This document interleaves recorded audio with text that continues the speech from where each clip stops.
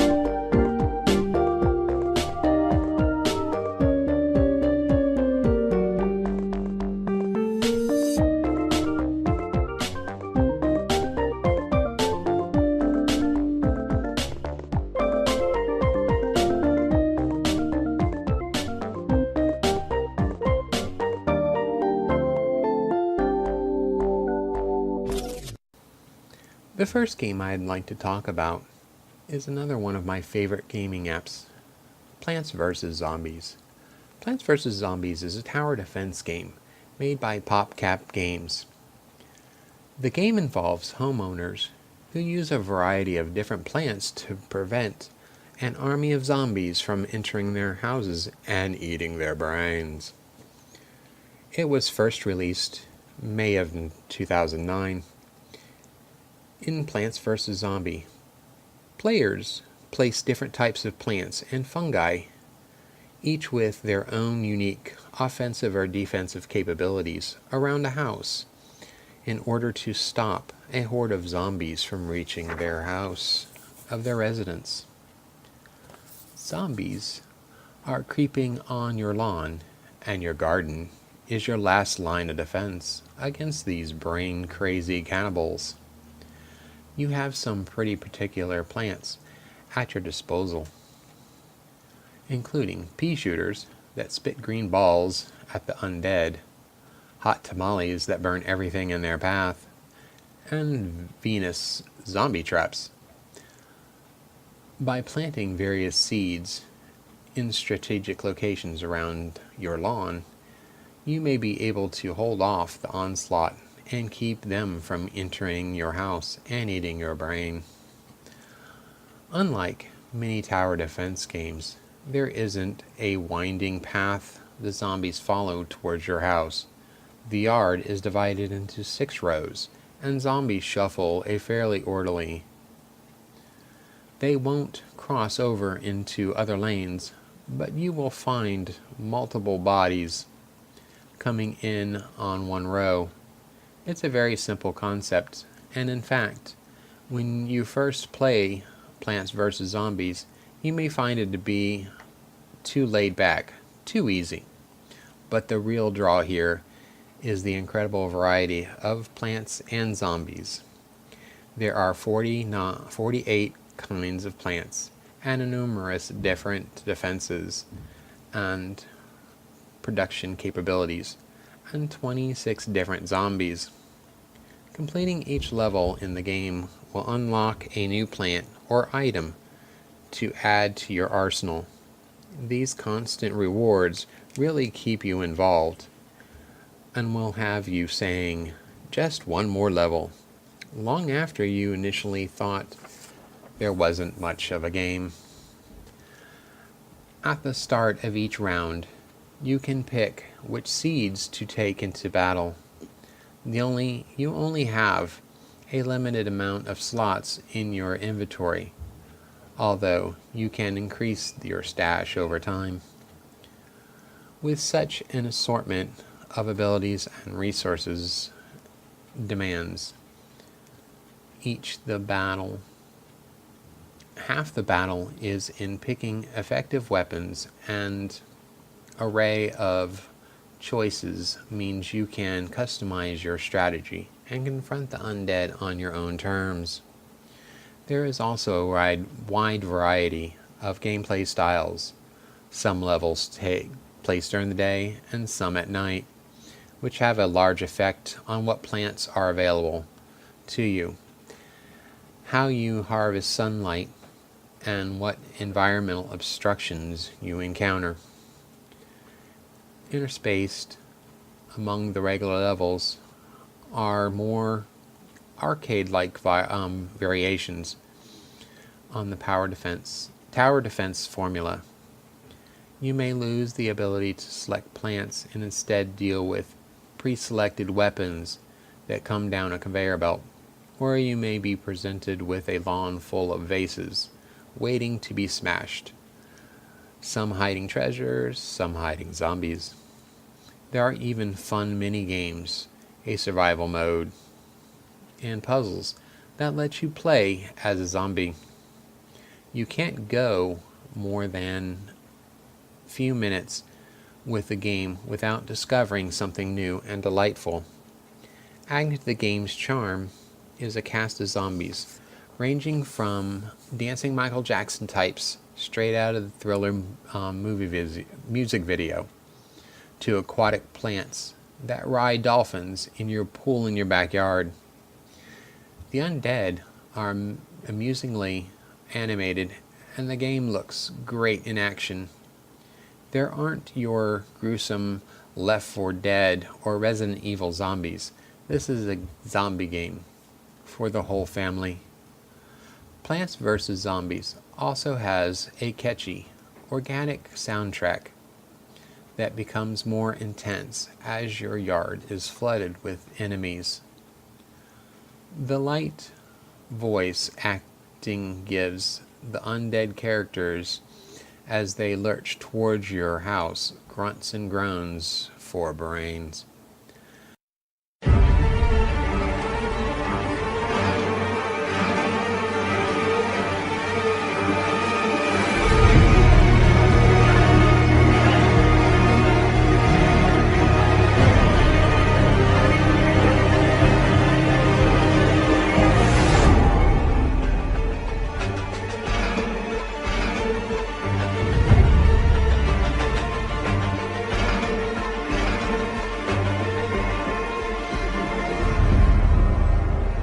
The second game I'm going to talk about is the official AMC's The Walking Dead mobile game. The Walking Dead: No Man's Land, which was launched alongside mid-season premiere of The Walking Dead Season 5 in February of 2015. The Walking Dead: No Man's Land players get just that, an adventure set parallel to the events seen in the television series. Yes, that's right. that means Daryl is in it. He's actually the little tutorial guy who explains the basics of the game to you. And then he rides away so his cool guy chopper, motorcycle chopper, because he's just too cool to hang out with us. Though anyone who has played a mobile strategy game in the past few years doesn't need Daryl. They're there to begin with. The Walking Dead No Man's Land is pretty standard as far as mobile strategy games go. Build up a base, collect resources, generated over set amounts of time. Use those resources to build your base and your team of survivors, and then send your survivors out to missions to progress through the story. There are some multiplayer elements in the form of guilds, but the single-player campaign seems to be the main focus of No Man's Land. When you're not managing your base, you'll be out on missions with survivors. No Man's Land is turn-based, so you can scoot your players around the board, either taking out walkers, running from walkers, or looting for supplies. Each survivor belongs to a different class, and each class has their own unique ability. Some survivors can stun walkers in place, while others can shoot through multiple walkers at once. Learning how to take advantage of these survivors' special abilities and play those abilities off of other survivors is the real challenge in the game. It is quite a fun one at that. The Walking Dead No Man's Land wouldn't be a proper Walking Dead game if it didn't include randomly shifting the odds against survivors. Periodically throughout the levels, hordes of walkers will crawl out into the level and attempt to impede your progress. While not impossible to deal with, the infusion of a handful of additional walkers certainly kicks the difficulty up a notch and can easily foil players' plans. It is a nice twist to an otherwise familiar strategy experience. Imagine your favorite mobile-based building strategy game mixed with a dash of XCOM, and then paint on a fresh coat of AMC's The Walking Dead. That's No Man's Land in a nutshell. It's nothing new to play, but the game features tried and true mechanics and comes with a heaping amount of appeal for fans of the television series to digest.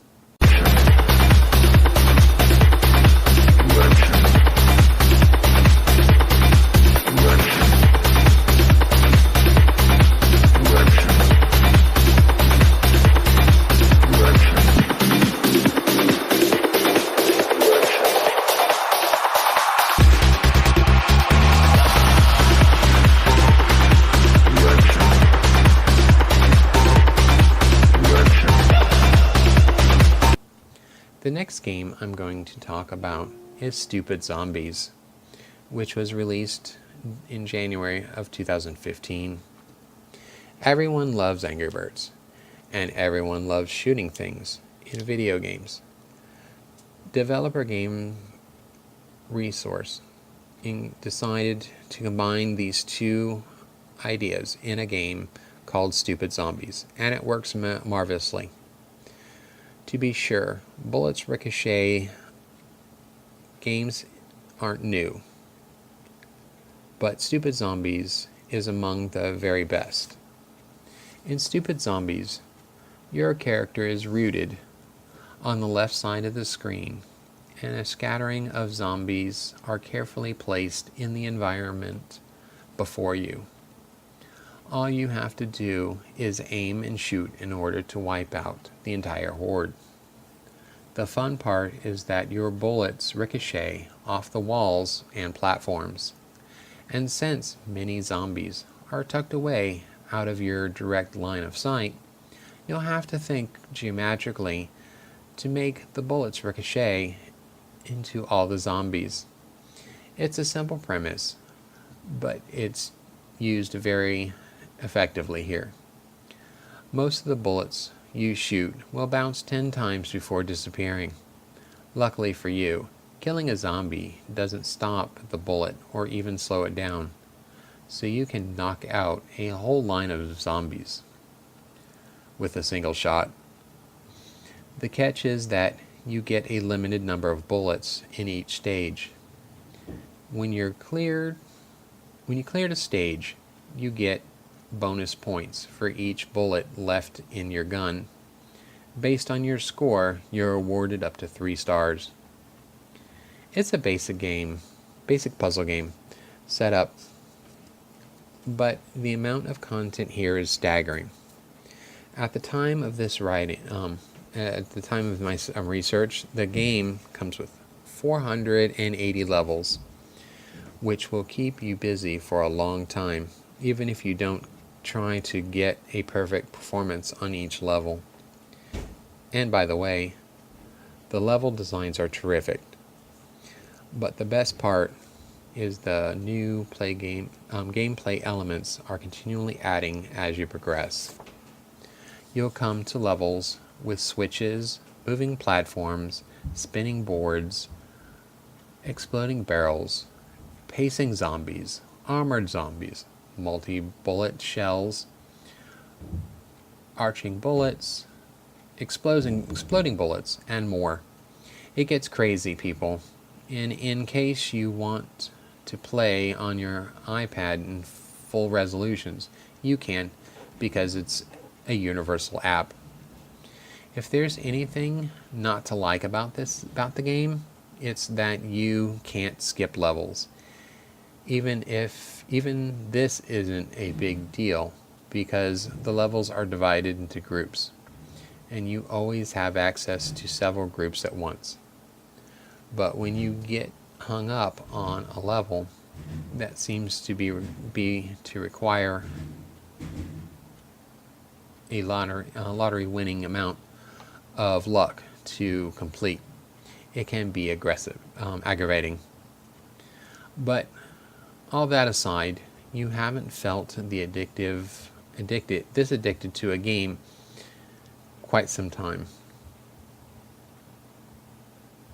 Stupid Zombies is a top-notch physics puzzler, an incredible value.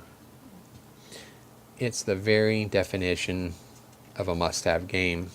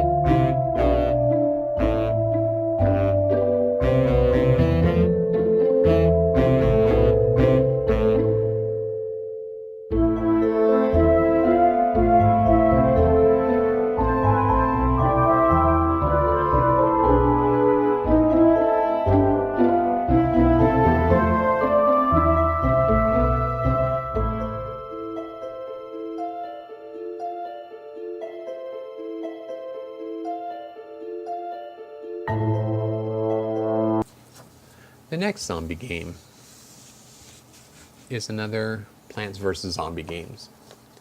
Plants vs. Zombies Heroes is a surprise treat. At first glance, it's an awful lot like Blizzard's popular card game Hearthstone. Spent a little time with it, and you see all the clever ways PopCap riffed on the formula. The similarities are there. Still, of course, you have a deck of cards. Several of these are dealt out in the beginning. Each costs a set amount of points to play. You start the first round with 1 point, the second with 2, and so on and so forth. The goal is to take out the enemy heroes. All this is basically the exact same thing as Hearthstone, but then there is a lot of differences. Gameplay out in 5 lanes, 3 on the ground, lawn, or what have you. In the right of these is an aquatic lane. To the left is a rooftop lane. Some cards have bonuses depending on where you place them, gaining buffs or special powers if they drop in the water or placed on a roof. Cards can also be teamed up if they have that ability, granting special bonuses or allowing stronger cards to protect weaker cards in the back. Some of these weaker cards have no attack value, but grant healing or extra draw points, so they're worth guarding. You can play as either a plant or a zombie, though you'll need to unlock zombies. And each side has numerous unlockable heroes for you to play, each with their deck strengths, so forth. The really neat thing is that the two sides don't play the same. Zombies always start, players always go second, plants always go second, but zombies have special trick cards which cost points just like regular cards that they can play after plants make their move. This fundamentally changes the nature of how hands play out and adds a nice asymmetricity to the game. The game has tons of single-player content, so you can play to your heart's content solo against the machine, but you can also go toe-to-toe online. Meanwhile, you earn gems and a second currency which can be used to purchase regular and premium card packs.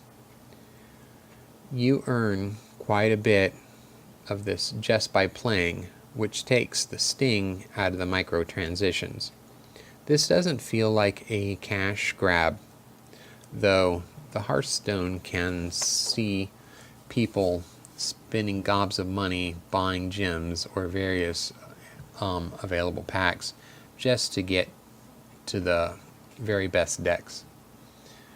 There's a lot of depth to the gameplay, but the fun of Plants vs. Zombies Heroes goes even deeper. Much of the game does well is in the presentation. The great jazzy music, the superhero comic book animations, when the hero uses their special powers, all the sound effects and the crisp cartoony graphics, it all adds up to make the overall experience really great. that you're not bombarded with ads and constantly told to buy gems makes it even more pleasant, especially for a mobile game. Indeed, you think the whole thing works so well. I hope that Entertainment Artists decides to release it on PC and even on consoles. The brand already has a presence outside the mobile and tablet, and I think this game would do well in the same market as Hearthstone. And really, I like the game a lot more than the original Plants vs. Zombie. Harder to compare it to the Garden Welfare, since that's a full-blown shooter, and it's like comparing crocodiles and apricots. I can't really give the game a buy or don't buy, because it is free to download. This is a top-notch card game, a single player for single player and multiplayer fans alike. I think you'll dig it, but if you don't, well, it costs nothing and just a little bit of time lost. And thank everybody for listening. I would like to thank MS&Me Media for the opportunity to share my passion with you. Next week, I'm going to talk about MMOs, mass multiplayer online games. Good night, everybody.